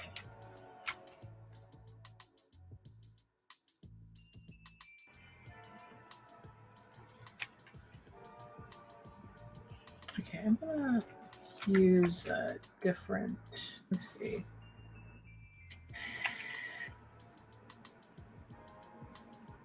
All right.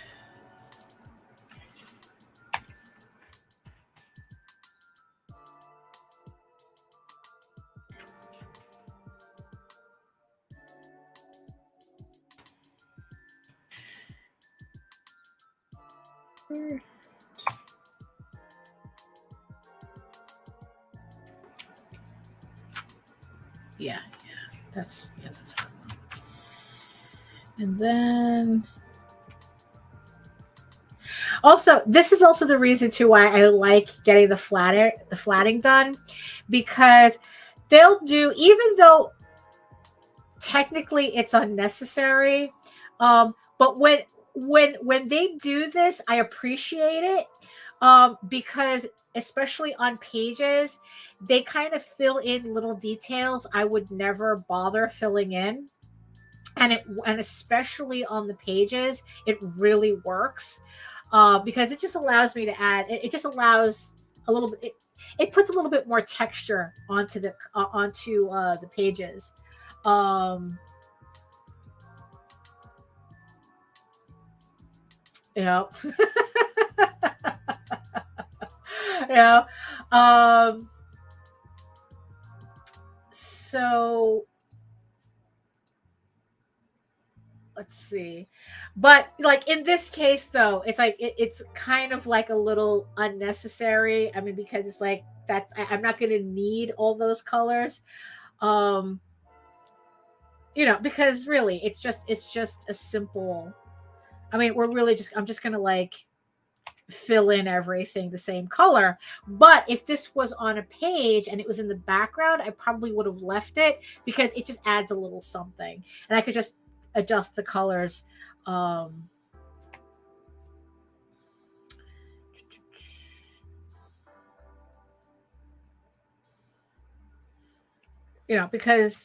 Because when I shade it, that's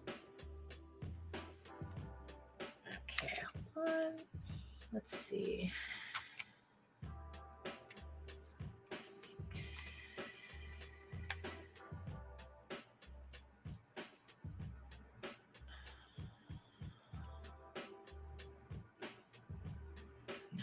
Oh, I don't want to affect any of the other characters first.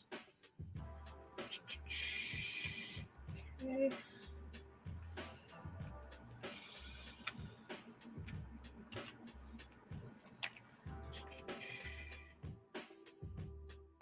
What's funny is I there's this pen and ink that if it's a little too far for me to reach, so I can't show it. But there's a pen and ink piece that's also related to this that I probably should color as another art print for this campaign, because it's related to this story. It's just that it was one of these pieces that I started working on, decided to do something else, to go with another image. And then I went back and finished it, but I haven't done anything with it. So I do have to color it. So probably, eventually, probably after I finish my next 10 pages on this. Okay, so that, let's see. The thing is that what's funny is that the background, let's see. What color did I use here? I think I'm going to kind of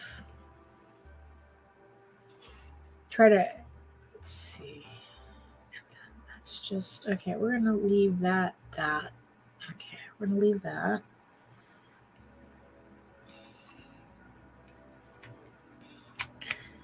I'm going to take some of these.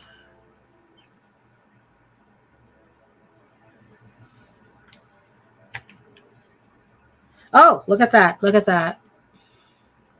I actually forgot to continue the piece here, so I'm going to have to do that. So let me go to my ink layer.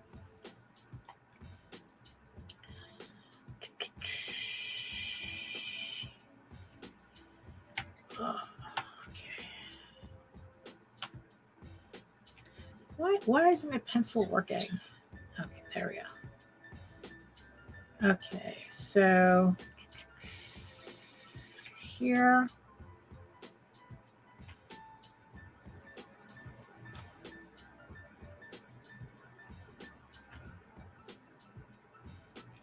There we go. So now I can go back here, put in the rest of that. Okay, there we go. Much better. Sometimes that happens. Okay.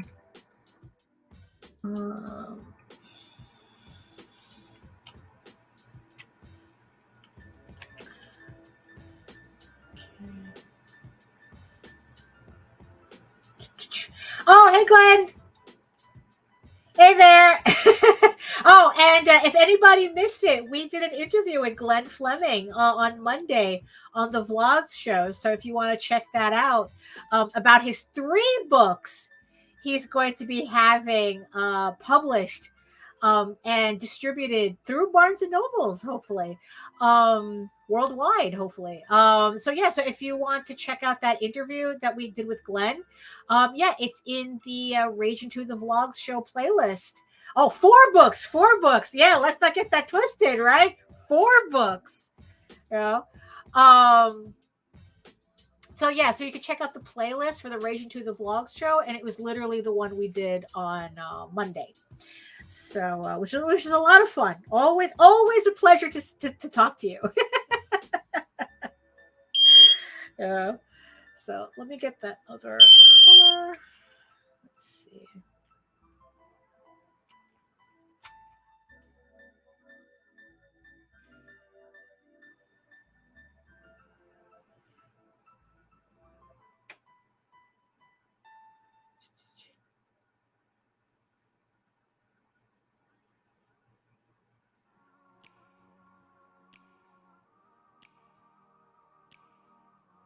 Oh yeah, it definitely was, but it was a great half-hour interview. We could have gone on for hours, but it's like, we have to keep these, it just means that you get to come back more often. That's all.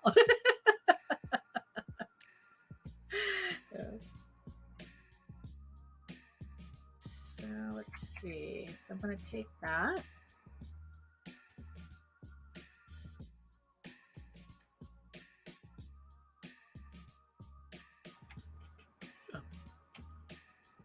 Okay.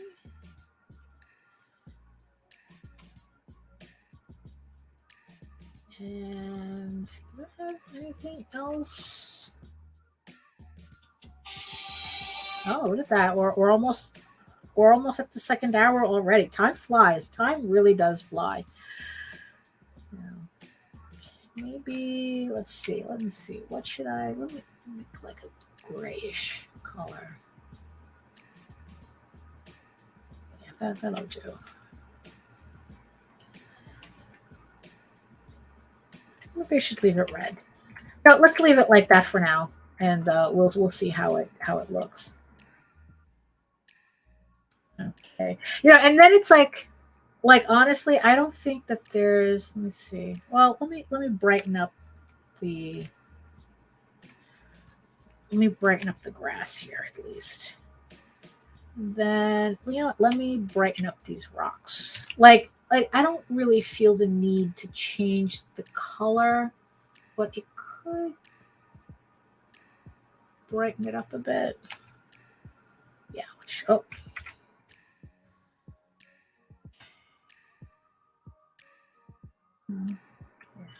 Okay. And what's funny is that let me darken this. Okay.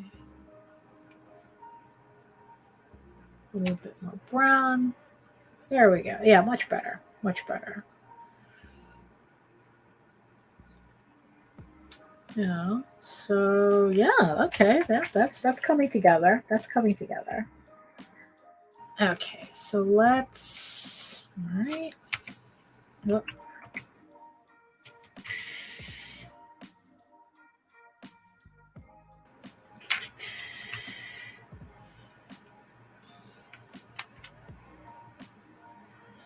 Okay, now it should be a little bit easier because now it's like a lot of the duplicate colors shouldn't be floating around as much. So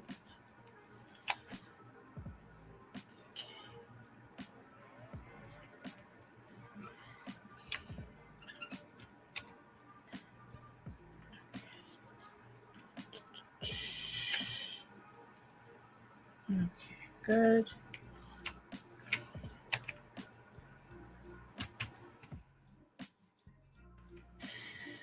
Okay.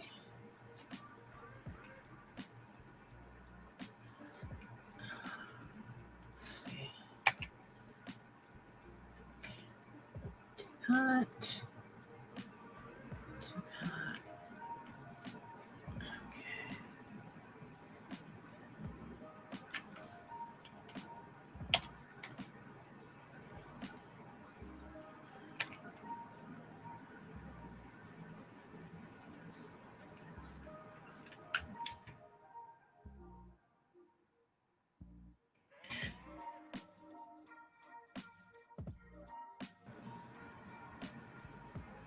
Okay.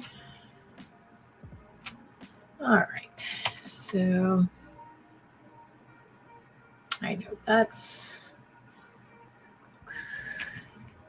Oh, again. Wait a minute.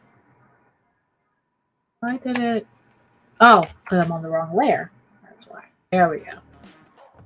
Always got to be careful with that.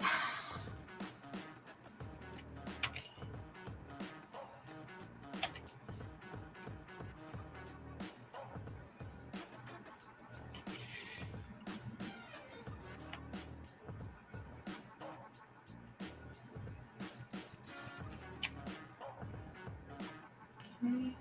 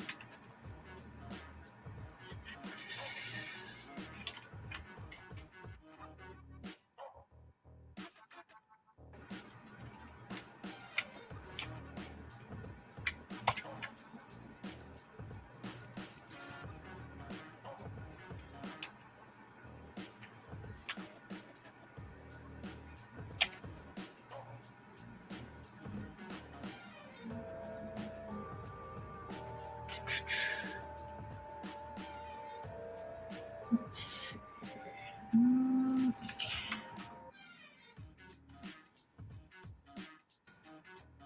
Okay, so all right. Oh, nope.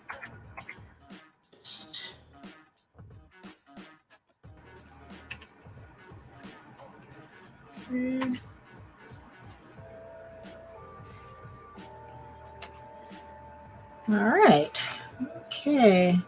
So I might as well. I know we're just hitting the second hour, but we're so close to finishing correcting the flats. I might as well just keep going until that's done. So that's what I'm going to do.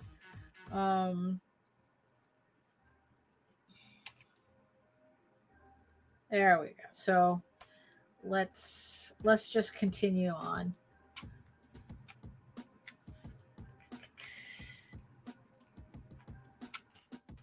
We got a nice vibe going. We're almost done with the corrected flats. Might as well just finish it.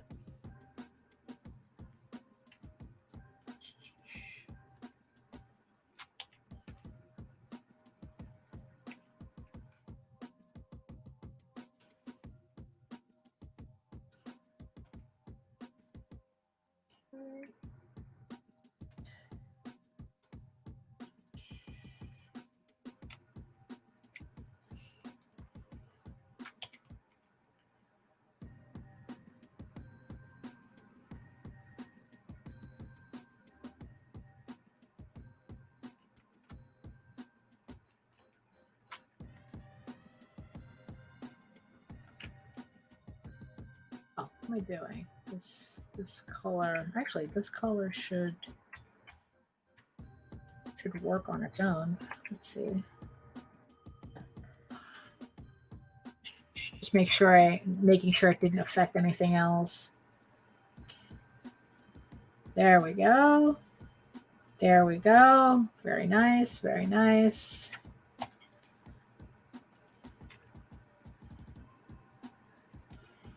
Oh.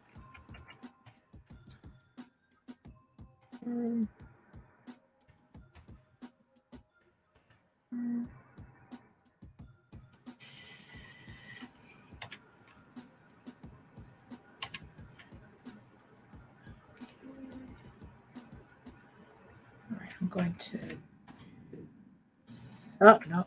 Nope. Oh, actually, well, let's just get the color it's supposed to be, and then we can leave it at that. Okay. Ah, really?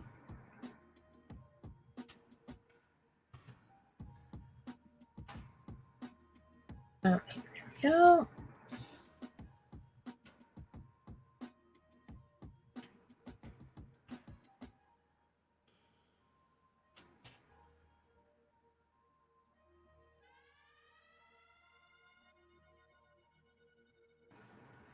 Okay.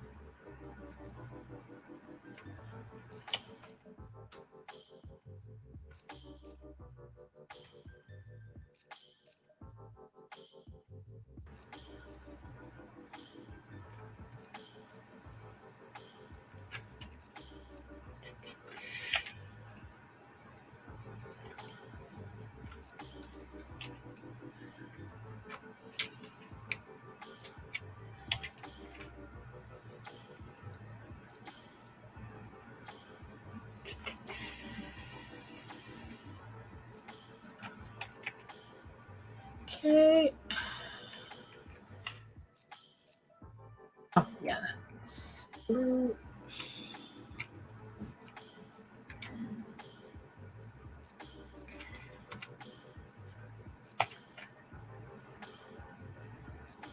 Oh, actually, it might be easier if I just did it this way. And then I think it's a different color. So, oh, there we go. Even better. Okay, we're almost done here. Or at least with this part. Okay.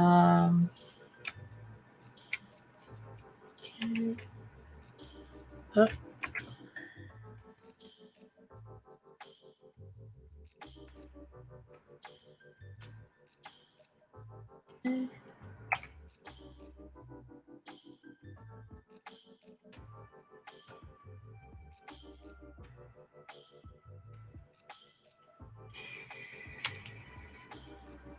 Okay.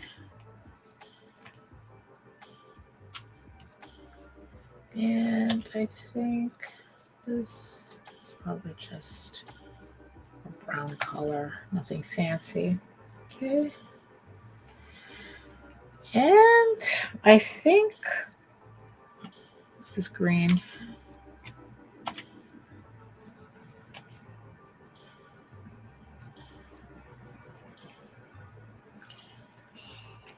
And I think, I think in terms of the flats, I think that might be it. Yeah, I think that's it. Yeah, so there we go. So this is pretty much. Ah, wait. I knew that there was something. Here we go. I knew. There we go. I knew that there was something a little tad off. There we go. Much better. Much better. So there we have it. So that's pretty much what I do when I color correct flats from the flatter. So yeah, so now these are the colors I'm just going to be working on top of. So now what I'm going to have to do is shut off the color using this mask, and then I'm going to start putting in the shading that goes on top of it. And all I have to do now is just do the shading and then turn off this layer. And then, you know, as you can see, you know, especially here, how the shading just starts to bring everything together, you know? So I'm still on the fence about this gray. I'm going to have to wait and see how the rest of the piece looks. If I'm going to keep it that gray or I'm going to use the pink. That lavender color for the shading, but you know, we'll see. Like I said, it depends on how the rest of the how the cover comes together as a whole. So yeah, so there you have it. So this is going to be the cover for the next Tall Tales campaign, or the Tall Tales, or so I thought. It's a one shot. It's a one shot story. It's going to be about 40 pages, and yeah, and it's just going to be it's a prequel story to the Thieves Quest storyline, pretty much about how Gabby, Gabriel, the panda bard, ended up joining our main cast of intrepid adventurers. So keep an eye out for that. Let me just shut that off. So yeah, so keep an eye out for that. And yeah, so okay, let me just put this to the side. I mean, the one benefit of having the small Cintiq is that I could just lift it and put it to the side, like I did, as opposed to if I had like a larger display monitor, it has to stay in one place. I mean, I would just have to like commit to losing this space here, and that's it. So that's probably why I'm fussing, you know, the kind of like procrastinating, or just like, well, it's not like I can get it now anyway, no matter what. So you know, it's just one of those things. I keep putting a pin in it like that, and we'll see how it goes. You know what? You know, it's like, you know, it's in the end, I think it's just going to be a problem for future me to deal with, you know, because yeah, it's not happening anytime soon, regardless. I'm just going to have to, you know, deal with, you know, work on stuff with the things that I have and not the things that I wish I have. So, you know, that's all I have to do. So here we are, a little past the second hour. Thank you so much to everybody who's been watching.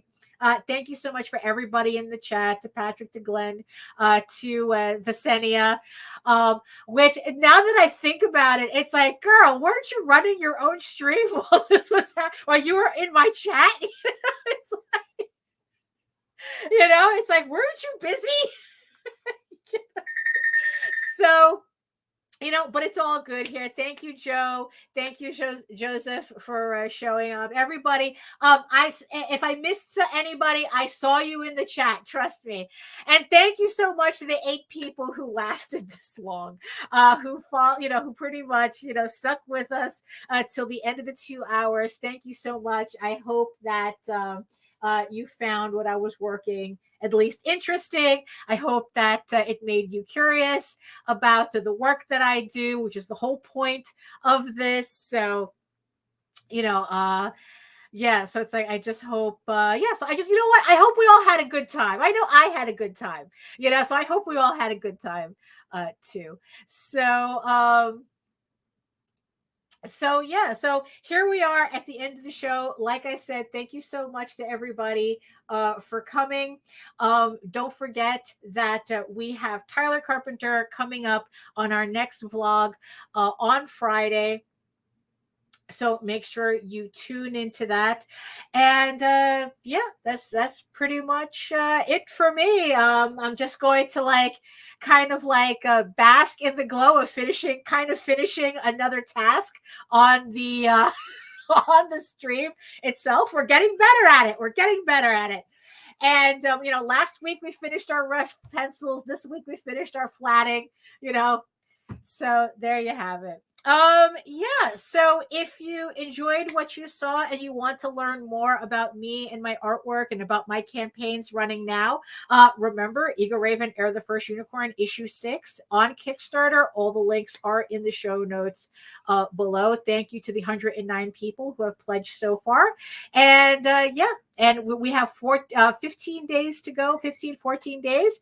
So let's see where we can take it. And like I said, if you are interested in seeing more of my work, you can head on over to my portfolio site at egoworks.com, EGOWORKS.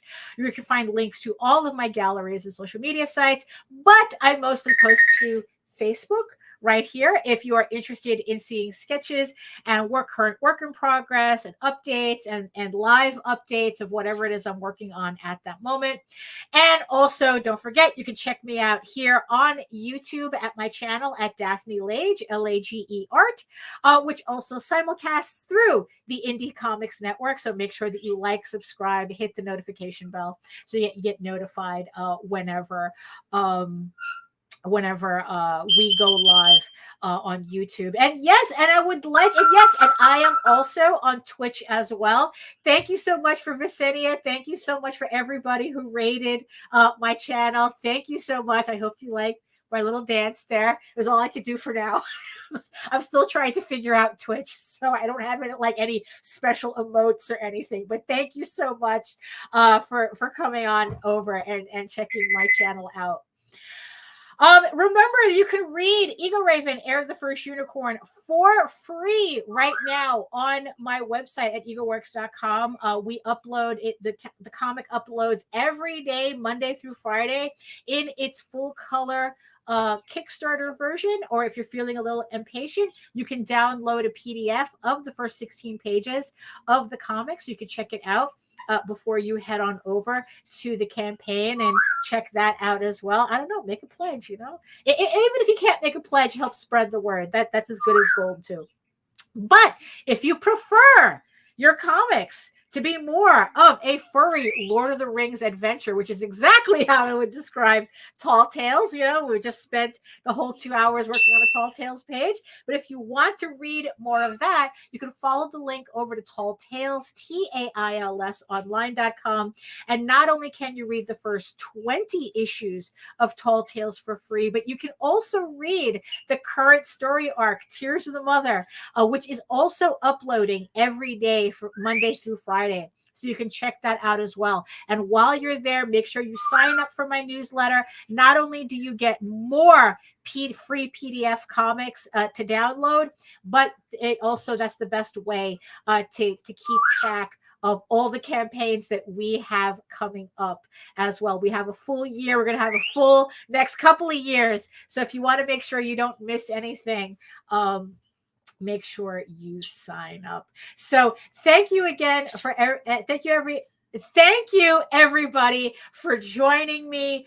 I really appreciate I really appreciate you coming over. The glove worked great, Patrick. Thank you so much. It really does make a difference. It really does. It's the little things. It's the little things. So thank you so much for joining me. I will see you again on Friday. And yeah, so on that note, thank you again. And I will, I don't know, I guess, you know what? Let me leave you with another reminder to support my Kickstarter. So thank you so much and talk to you later.